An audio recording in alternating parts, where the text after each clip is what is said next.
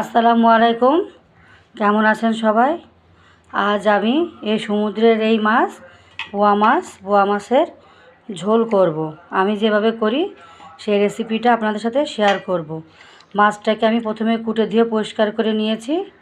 এখন দেখতে থাকুন আমি কিভাবে এই মাছের ঝোলটা করি।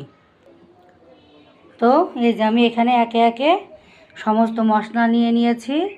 1 চা চামচ হলুদের গুঁড়া, 1 চা চামচ পরিমাণ মতন লবণ নিয়ে নিয়েছি, 1 চা চামচ সরিষা বাটা, 1/2 চা চামচ নিয়েছি ঝালের গুঁড়া, 1/2 চামচ নিয়েছি মাছের মশলা, ধনিয়া গুঁড়া দিয়েছি 1/2 চা চামচ, পেঁয়াজ বাটা দিয়েছি 2 টেবিল চামচ, রসুন বাটা 1 টেবিল চামচ। এখন আমি সুন্দর করে মাছ মশলার সাথে সুন্দরভাবে মাখাই নেব।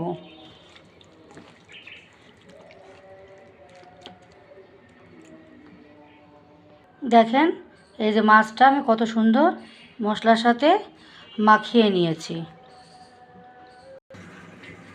এখন একটা প্যান নিয়েছি, যেই প্যানে আমি রান্না করব তাতে দিয়ে দিয়েছি পরিমাণ মতন রান্নার তেল। এখন একে একে আমি আমার মাছগুলো, মশলা মাখানো মাছগুলো তেলে দিয়ে দেব।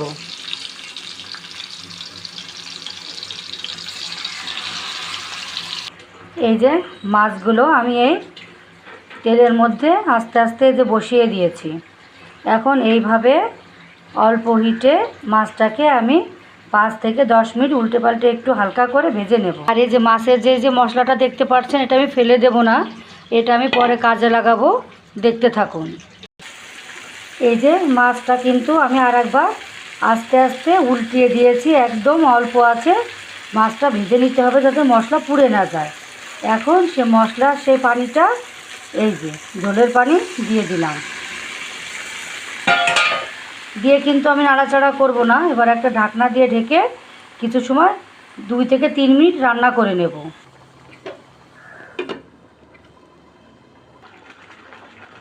এই যে 5 মিনিট পরে একটা মাঝারি সাইজের টমেটো এরকম করে কেটে রেখেছিলাম, ওটা দিয়ে দিলাম।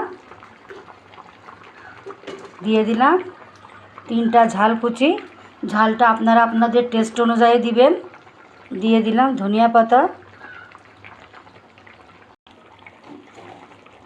আরও দিয়ে দিলাম ভাজা জিরার গুঁড়া। এখন একটু আলতো হাতে নেড়ে দেব।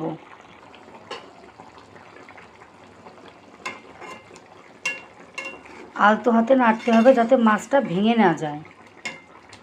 এখন আর 2 থেকে 3 মিনিট আমি রান্না করে নেব।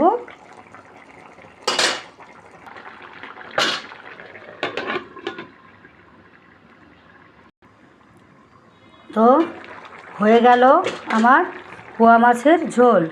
এখন আমি নামিয়ে নেব। তো সবাই কমেন্টে জানাবেন আমার এই মাছের ঝোলটা কেমন লাগলো। যদি ভালো লাগে সবাই লাইক কমেন্ট করবেন। সবাই ভালো থাকবেন, সুস্থ থাকবেন। আল্লাহ হাফেজ।